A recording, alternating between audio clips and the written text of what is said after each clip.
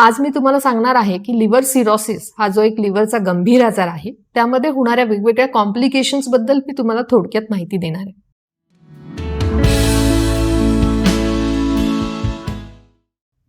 नमस्कार, मी डॉक्टर प्रतिभा पगार. I am a गॅस्ट्रोएंटरोलॉजिस्ट.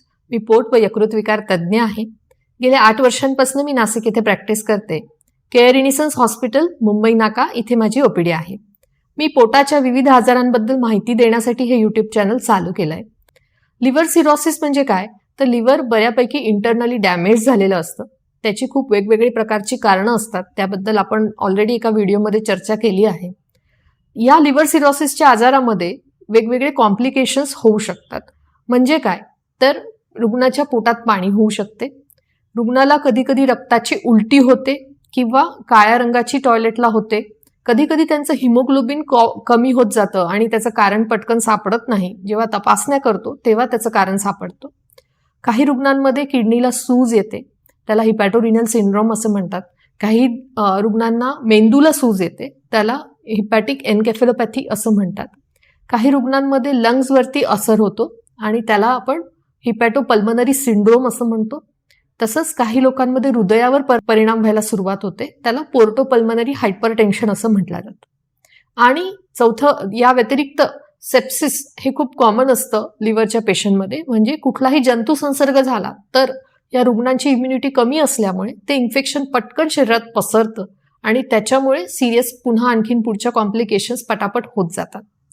तर ह्या वेगवेगळ्या कॉम्प्लिकेशन्स आपल्याला लिव्हर सिरोसिसच्या रुग्णामध्ये दिसू शकतात. नंबर 1 म्हणजे पोटात पाणी होणं. हे खूपच कॉमन समस्या आहे आणि बऱ्याचदा पोटात पाणी झाल्यामुळेच रुग्णाला लिव्हर सिरोसिस आहे हे लक्षात येतं.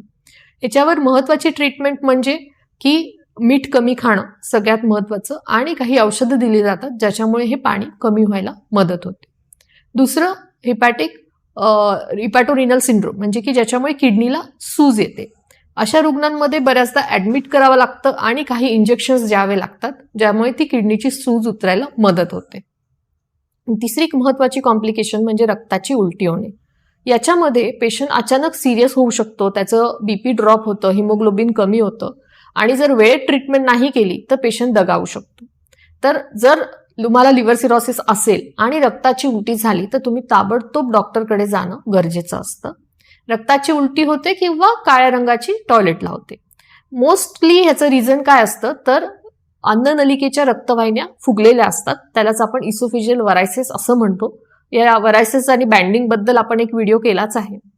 तर जेव्हा हे रक्तवाहिनी फुटून रक्तस्राव होतो तर तेव्हा खूप मॅसिव्ह रक्तस्राव होतो जो जीवघेणा ठरू शकतो आणि अशा पेशंटमध्ये इमर्जन्सी बँडिंग करणं म्हणजे एंडोस्कोपिकली एक ऑपरेशन असतं ज्याने त्या रक्तवाहिन्या बांधल्या जातात.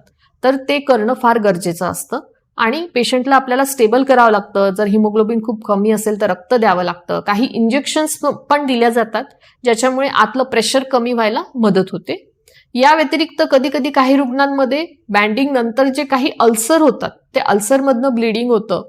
कधी काही रुग्णांना पोटात अल्सर असतं. तर इतरही काही कारणं असतात ब्लिडिंग होण्याचे, परंतु 90 ते 95% हे वरायसिस म्हणजे की अन्ननलिकेच्या फुगलेल्या रक्तवाहिन्यांमधनं ब्लिडिंग होतं आणि ते खूप सिव्हिअर असतं.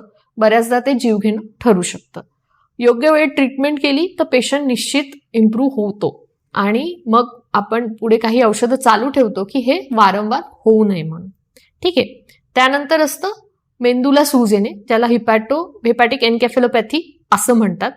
वेगवेगळी कारणं असतात ज्यामुळे एन्केफेलोपॅथी प्रेसिपिटेट होते किंवा मेंदूला सूज येते, की जसं इन्फेक्शन आहे, शरीरातलं पोटॅशियम कमी होणं किंवा पोट न साफ होणं, त्यामुळे शरीरातला अमोनिया नावाचा द्रव्य वाढतो आणि त्यामुळे बऱ्याचदा मेंदूला सूज येते.